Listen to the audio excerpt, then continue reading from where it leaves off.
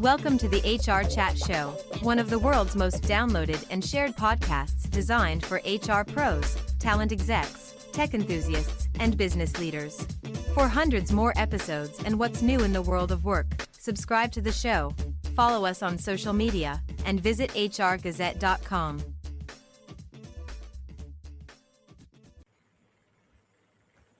Hey everybody, this is Bob Goodwin and welcome to an episode of HR Chat. Thank you, Bill Bannon, for allowing me to guest host here for a few episodes. It's really been fun getting to know your audience, and it's been a pleasure for me to be able to guest host here for a little bit. So for that, thank you. And everybody who's listening, thank you for taking a few minutes.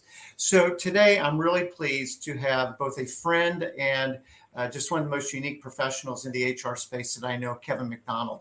Kevin is the VP of People Services and Insights for the EW Scripps Company. He's a frequent conference speaker and industry resource on HR transformation. He'll be sharing his expertise on AI, which of course is on everybody's mind, the role of analytics in HR, which is something I'm really keen on, and why people metrics are in fact business metrics. And so with that, Kevin, welcome. Bob, always great chatting with you. Thanks for having me. No, it's so great to have you. So I'm super keen to start off on the people metrics or business metrics. But before we get there, do you mind explaining for people who may not be completely familiar with EW Scripps, what you guys do, and then just a little bit more about your role? Absolutely. So Scripps, or the EW Scripps Company, we're, I would say, fairly unique. We've been around for 150 years, since the 1870s. Started out with the penny press, which was started by EW Scripps in Cleveland, so just up the road from where we are now in Cincinnati. Yep. And we've morphed and transformed and changed over the years to, from newspapers to TV to radio, digital properties, you name it, cable networks, etc. But today, in 2024, we own 60 stations and 60 local stations in about 30 markets, and we also have national brands like Ion, where you can watch like the WNBA and some binge watch some of your favorite shows. We also have Bounce and some other national networks as well. And then most people, if you don't know us for our, being in one of our local markets or our national networks, you'd certainly know the Scripps National Spelling Bee. Yes. That is a Scripps property as well. Another amazing event this year that team, very small but mighty team, puts on every year. And so, the goal is to continue to change and morph and be around for another 100+ years. About how many employees does Scripps have? We're just over 5,000. 5,000. Public company, right? We are. SSP. Yep. So, and then just a little bit about your role. So I run People Services and Insights. I've been at Scripps now for 17 and a half years or so. I came in to lead, an HR transformation that we lovingly called our HR remodel. We owned HGTV at the time, so it was a nice kind of a themed transformation, and it really started the HR operations function. We didn't have a centralized HR operations function. Everything was pretty dispersed out in the field. So came in to help lead that and established the HR operations group, which is now morphed into, we got to change names every few years to, sound cool. But now we're People Services and Insights. And so really for Scripps and for my team, what that means is we are a big Workday shop for HR and financials. So the team that administers all of Workday is in my group, led by an amazing, amazing leader there and an amazing team. And then I have the insights portion as well. So an HR analytics team of 2 that helps really with HR measurements and telling us about something about our people that we don't already know, which is kind of fun. And then payroll reports through me as well. And I would say broader kind of just HR compliance activities, all the reporting and stuff that nobody really likes to do. But that group does so well. And then finally, I have a senior director of employee experience that reports to me that really focuses a lot on listening. Oof. Well, but that last little bit, the listening, but the insights piece, tell some about our people we don't already know. Let's sort of kick it off, because a phrase that you used with me that I think just does such a great job of teeing this up is that people metrics are business metrics. What do you mean by that? It's funny. And I think I told you this story before. So I sat down with a former CFO this is years ago, and asked him, if I could tell you anything about our people, pretend I'm a genie, and this is you could ask me anything and I could tell you, what would you want to know? This pause is not for dramatic effect. This was it. And I'm like, wow, this is interesting. And so, one of the things that myself and the person that was previously in the role leading that analytics function, one of the things that we realized is you almost have to create your own demand. You have to show people why they matter. And so, when you think about, what's most companies' number one expense? Yep. People, right? What's it cost me to have to hire somebody and train them and watch somebody else walk out the door, not just in the hard dollar costs, which there are plenty of those, but also in the watching institutional knowledge walk out the door, watching expertise walk out the door, watching skills walk out the door.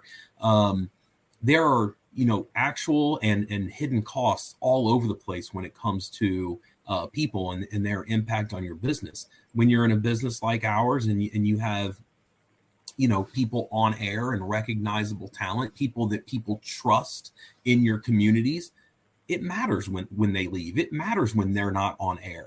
So how do we through data, because let's face it, companies speak, numbers, and they speak data.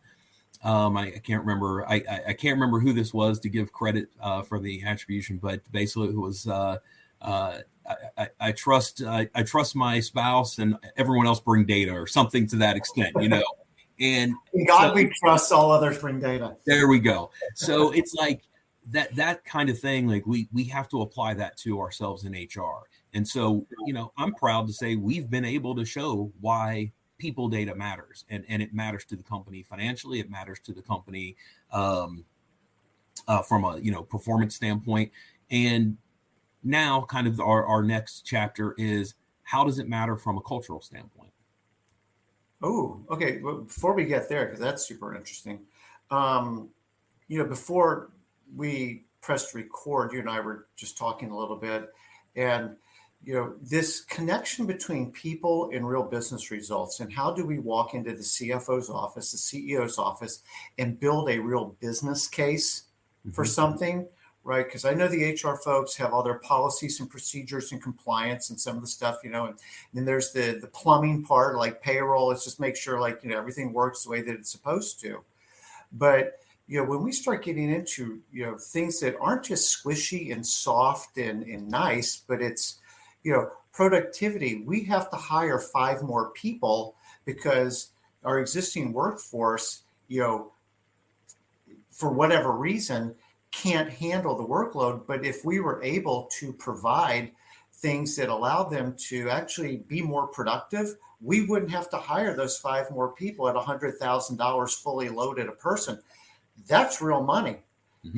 Healthcare costs, like if people are stressed out and burned out and freaked out, everything that's going on, that is showing up in a very significant way in stress-related healthcare costs. Those are real hard dollars. Absenteeism, but what do people talk about now, Kevin? Presenteeism, coffee badging. Yes. I'm here, but I'm not really here. Right.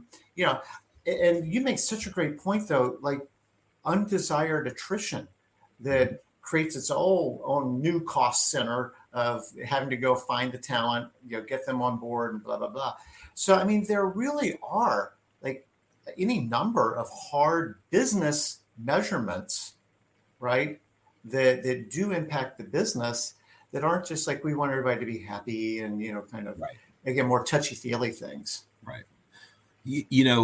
There's there's unlimited amount of research out there, from whether it's I4CP, McKinsey, I mean, insert consulting firm here, or research firm here that has done research that clearly shows that companies with more engaged workforces perform better. Like it's not even disputable at this point. So that research is there, and you can go Google that and spend a day, looking at all that research.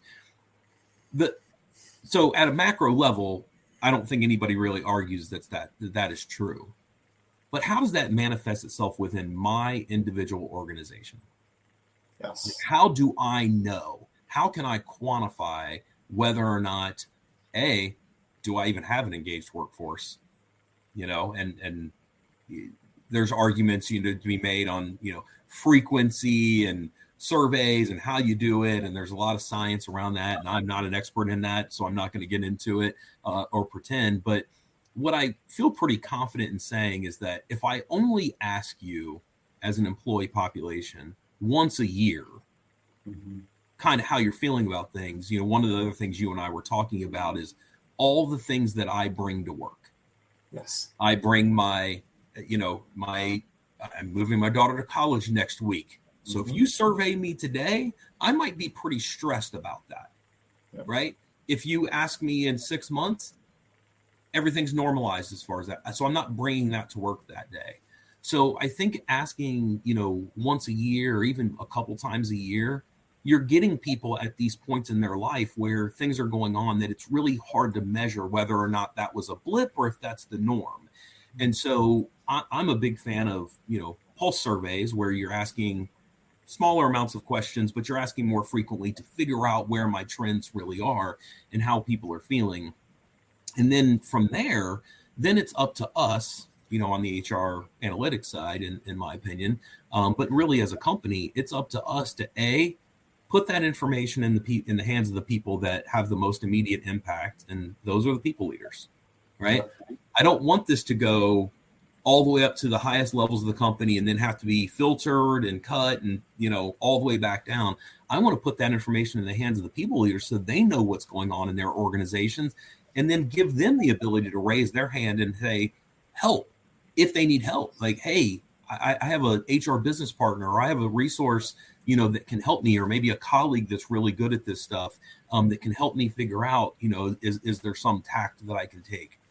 But from there, beyond putting that in their hands, it's us to then look at it at a company level and even drill down into parts of the organization and figure out, is this lack of engagement or the presence of really strong and great engagement, how's that impacting things like turnover, productivity? Like what is the impact there of those things, so that we can show that higher engagement is leading to more, better results, similar to what the macro level studies show. Like I can show that internally as well.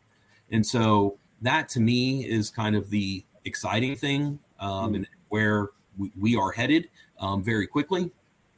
And I'm super excited about it because I think it's true, but I'm also humble enough to say, hey, maybe it's not exactly what you thought. And I'm going to let the data tell me, along the way. And I think you and I have talked about this before, just you can have a hypothesis, but be humble enough to follow the data and see where it goes. Yes. So some people, I love the pulse survey. I'm picking up on that for a sec, in sort of this frequency and checking the temperature, because then you have a lot more data points and you can kind of smooth out, some of the roughness in it and kind of really see where's the through line here. Some people who are listening to this may not have the largest organizations in the world. They may not be a 5,000 person public company. Do you think that this is pretty actionable, almost irrespective of size of company?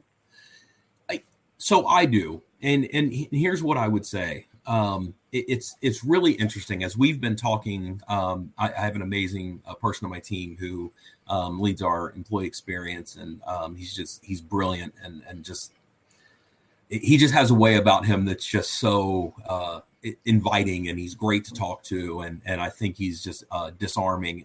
And really, what I say that to say, yes, I think having surveys and being able to get data out of it is important. But what's really important is the conversation. Like, that's what's really important. And, another thing you and I were talking about is just like people. We need people. We need each other to help us get through whatever those things that we're going through. And I think we discount that sometimes, especially in today's, remote environment. As you can see, I'm in my home office. But it just makes us be more intentional about those things. So even if you're in a small company, I would just simply ask, like, are you being intentional about talking to your employees? Are your people leaders, do they see that as a responsibility of theirs to make sure that, yes, hopefully we're getting the job done. Hopefully we're helping people advance in their careers and those things. But are we actually just remembering that, hey, I'm a person talking to another person that, and I've got a team of 16 here, and I've got people with newborns. I've got people that are on the edge of retirement. I've got, they're all over the life spectrum. So not everybody's in the same spot, but like, are you having those conversations with them to understand what's important to them, and, what they need in the moment to be more productive at work? And that, to me, the survey's never going to capture that. The survey's only going to, or the pulsing's really only going to maybe shed lights on areas where I can prod more. But that's the important part. Yeah, and so such a great point. I was on the phone yesterday with the CHRO of a 140,000 person company, huge. And she made the statement that just like stuck with me. People experience the company through their manager. Oh, isn't that great? People experience the company through their manager. Now, we've heard that said differently, like people don't quit companies, they quit bad bosses. Mm-hmm. Right. Mm-hmm. So that's maybe the negative way of saying that. But just to kind of bring those ideas together, that you're saying is, yeah, surveys are good. Data is good. But it's the ability, and this is really kind of where the rubber meets the road, is being able to translate that and help managers do a better job of connecting with their people. Because as we're saying, what you and I were saying earlier, like people bring their whole selves to work. Well, it's more than just their political views, or it's some demographic that they're bringing to work. And, if my span of control is too big, that's a problem, because how can you possibly know that much about 25 people or something? Right. But go ahead. To put a bow on that, and this give total credit to Jason Averbook, who is somebody I've known for years and years, and is certainly a thought leader in kind of my space. And who is this? Jason Averbook. Okay. He's just a brilliant guy and a great speaker. But I remember talking to him specifically about our surveying strategy and kind of what we were thinking. And his first question, and this stuck with me, sometimes the question is better than the answer. But the question was, who is this for? Why are you doing this? And it made us stop and think, and it was like, oh, yeah, we're doing this for our people leaders. This isn't, it's a great byproduct that the company has this kind of macro set of data now that we can do things with. But ultimately, who this is for the people leaders. It's to make them more effective at their job and actually give them some data, and not just have them have to guess all the time how people are feeling. And so, that to me, back to the point you just made, is here, how can I help people leaders be more effective? Yeah. Now, I want to make sure I didn't accidentally wade into something or misinterpret something. You had sort of alluded to measuring culture. Mm-hmm. All right. So are we in that space, or are we going to that space already? Have we already been talking about that? I think we've been talking about it. And so I guess one question is, how do you measure culture? I mean, is it something you can touch? Is it something you can feel? Is it a tangible thing? I think it's something people recognize. But I think what you just said is people experience culture. They experience the company. And I would argue people experience culture through their individual teams. But what I would say is, we as a company, whether you're 140,000, whether you're 5,000, whether you're 500, it is up to the leaders of the company to set the tone in terms of what they're going to tolerate in the culture they want, so that our people leaders then can emulate that in terms of the way that they treat their staff. It's funny, we focus so much, especially being in a quote corporate role, right? We focus so much on like the communications that come down from the CEO, or if something's coming out from the CHRO, and we're wordsmithing it and we're doing all these things. And while that's important, don't get me wrong, if I'm somebody at a plant or a station in Bakersfield, California,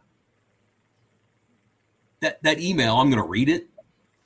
But really what matters is what my individual leader, what my day-to-day, the people that I'm working with, how we treat each other and how we behave, and what we value in terms of our individual values, and the standards that we set. That's what matters, because I'm never going to deal with the CHRO. Maybe once or twice a year or something, I'll see them in a call, or maybe they'll stop by the location or something like that. But that's rare.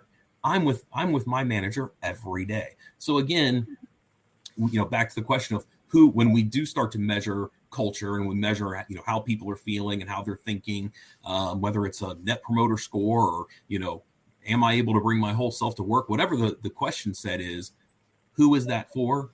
And I would argue it's for the people leaders. Are there some metrics that you guys have found that are especially helpful for these frontline people managers? I would say we're working on that. I would love to know if anybody has a magic bullet. So you can reach out to me at kevin.mcdonald@scripps.com. I am all ears. But no, I would say we're working on that. We're trying to figure out what are those things that will drive performance, turnover, et cetera. I think that's probably a little bit of a magic bullet like I said, if somebody's found it, I'm all ears. But we're in the stage now where we're trying to find that. Yeah, one of the things that we've learned is when there's cognitive dissonance between what the company says and what the company does, and then the extension of that is and what I believe, that's where engagement really starts to take a hit, right? It's because there's this misalignment of values, either stated or behaved. And then how does that align with what I believe and who I want to be and how I want to contribute? And when there's misalignment on that, that's when people start to get really stressed, because it's hard to be somebody else at work than I feel like I really am. But, I feel like the company is requiring me to do something or behave in a certain way, whatever that might be. And there's not even a right and a wrong in this. Right. It's just is. And what they need and who I am and how do these kind of align. And so I know that there are some data points that there's a root cause analysis kind of there that gets ultimately down to values. Hi, everybody. This is Bob Goodwin, president at Career Club. Imagine with me for a minute a workplace where leaders and employees are energized, engaged, and operating at their very best. At Career Club, we work with both individuals and organizations to help combat stress and burnout that lead to attrition, disengagement, and higher healthcare costs. We can help your organization and your workforce thrive, boosting both productivity and morale across the board. To learn more about how we might help you and your company, visit us at career.club. Well, it's interesting. I think to quote a former coach here in the tri-state area, Marvin Lewis, I see better than I hear, right? So I can hear everything you're saying, but what I see, what I observe is what I'm going to believe. And so, ultimately, I don't care what your company is, and I don't even care if it's a work setting. The number one way, if you ask me, Kevin, how can I erode trust really fast? Don't do what you say you're going to do. Like that'd be the first step, right? And so that's exactly what your point is. Like, I can see the values on the wall, and we all post them up, we all put them on our intranet. But what am I actually observing? And that's what people are going to believe, that, and that's the difference between my values and culture, right? My values are what I put on the wall. My culture is what I live every day, how I behave every day. Now, if that's according to those values, then they can be the same. But if they're not, guess which one's going to win? Yep. Culture's always going to win. Exactly. Because it is how stuff gets done. That's reality. right? And everything Absolutely. else is, I love that. I see better than I hear. I'm going to remember that one. Real quick, just in the few remaining moments, I would be remiss, given somebody who's very kind of technology, transformation, analytics oriented. Um, where do you sort of see us in the AI journey? Where is AI really behind the hype? Yeah, it's been real interesting. It's been about a year long kind of research project for me, trying to figure out, is there a there right now in terms of truly transforming the way we do things, specifically within HR. I'm not going to try to get into IT's world or fight, like I'm sure they're looking at it too, but speaking specifically to our world. And I've talked to many people, been on many webinars and everything. And right now, I think it's truly just an efficiency thing. And I was actually talking to a member of my team yesterday about this, and she was asking me kind of what do I see as the uses for AI in our space. And the thing that I encouraged her to do was go out. We have an internal, basically GPT that our IT team has created for us. And I said, go in there and start using it with something really personal. And a fun example for this, I'm going with my wife and my brother and sister-in-law to a long weekend trip to Maine in October. And just messing around, I went into the prompt and I said, map me out an itinerary, and I want to stay at bed and breakfast within X miles of the coast. I want to eat at restaurants that have this particular cuisine. And I typed it all in, and it literally within seconds, you should stay here the first night, eat here for breakfast, here for lunch, here. I mean, it's that kind of thing. But when you use something like that for something hyper personal, it kind of gives you a better framework for how it's going to work. And then I can apply it to other areas of my life, like work. But some cool examples that we've, I would say, used it for here at Scripps. We did one survey a little while back, and it had 6,000 open-ended comments. It was 4 different questions that allowed comments, and we ended up getting 6,000 comments. And so obviously the question is, give me an idea of what the comments were. Give me some overall sentiments of the comments. And it's like, wow, okay, I can read through that.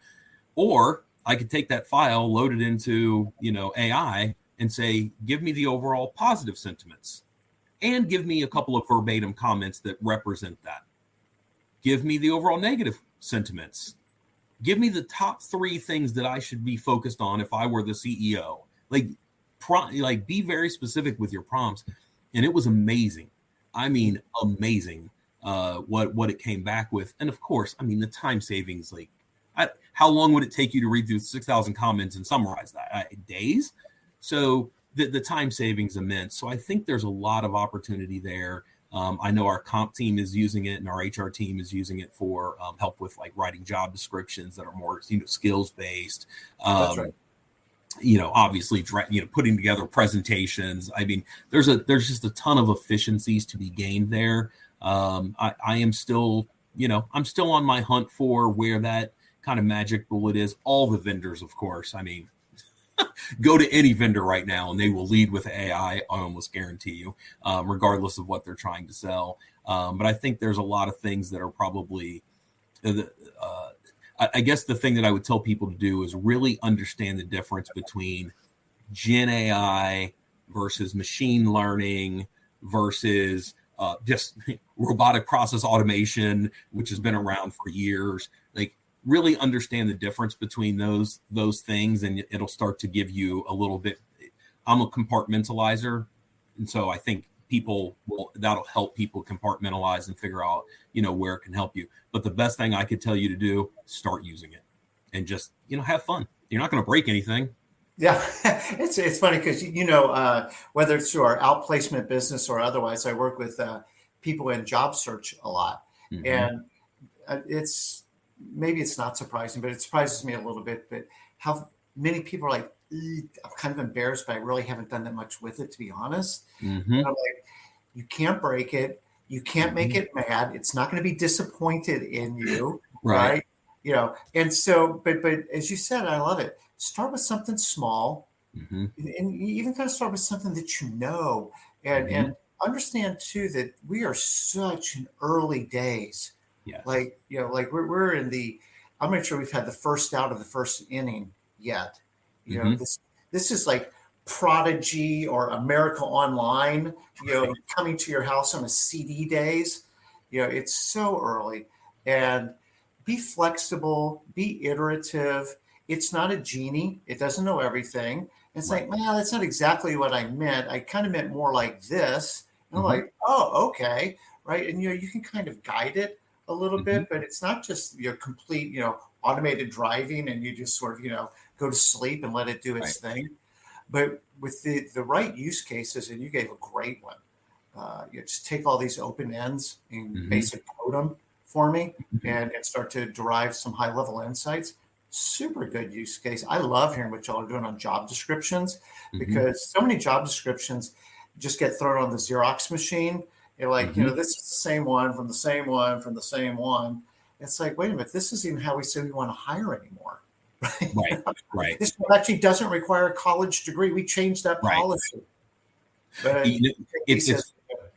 it's funny. The one thing that the people you'll learn over time as you use it more is the more specific your prompt, the more specific your response is going to be, and then that's the way you can narrow it down. It's you said it won't be disappointed in you, and my response was going to be unless you ask it to be disappointed in you, and then it will write its response. And it's funny, we say that as a joke, but it is literally true. Like, hey, I want you to write this in a real disappointed tone, and it will do it.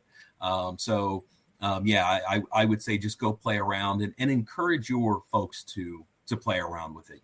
Give them the space and the time to do it, because to your point, I don't have all the answers. This is so new. I don't have all the answers. Somebody else may come up with a use case that I hadn't even thought of, but give people the space to explore. And is it cheating to use AI, Kevin? I feel like I'm cheating. I don't think so. And here's all I would say about that, because it was so funny you asked that. Somebody asked me that literally yesterday. And I said, do you feel like you're cheating when you Google search something rather than go to AAA and get a triptych for those that remember those? You just go to Google Maps and find directions. So no, I don't think it's cheating. I do think where I would caution you is if you say, hey, draft an email to, my CEO with X.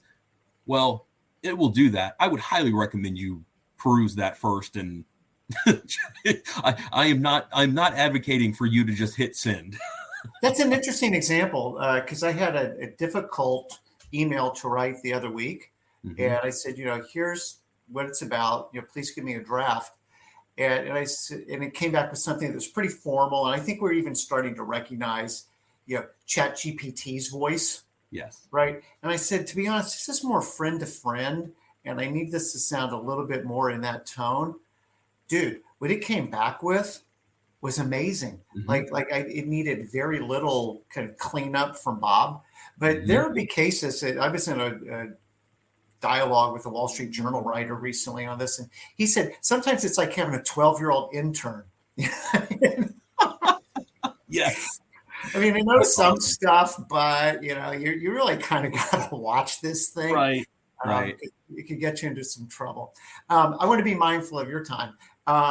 As we wind this down, anything, just whether it's on AI, whether it's on analytics, something that you just really like to leave the audience with? I would say just as an overall, and, coming from the old HR ops guy, this, may sound a little weird, but, truly care about your people, lead with empathy.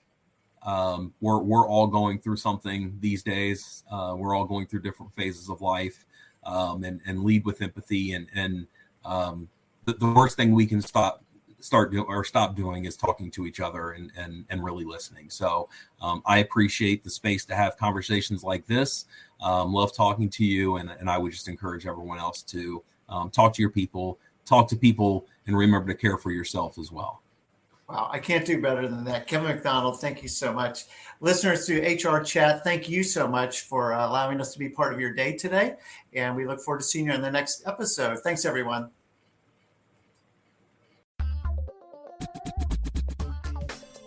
Thanks for listening to the HRchat Show. If you enjoyed this episode, why not subscribe and listen to some of the hundreds of episodes published by HR Gazette?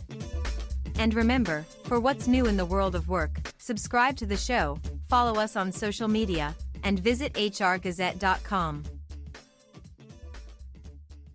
This episode of the HR Chat podcast is supported by Deal. Are you looking for an all-in-one solution to manage your global workforce? With Deal, you can easily onboard global employees, streamline payroll processes, and ensure local compliance, all in one flexible, scalable platform. Join thousands of companies who trust Deal with their global HR needs.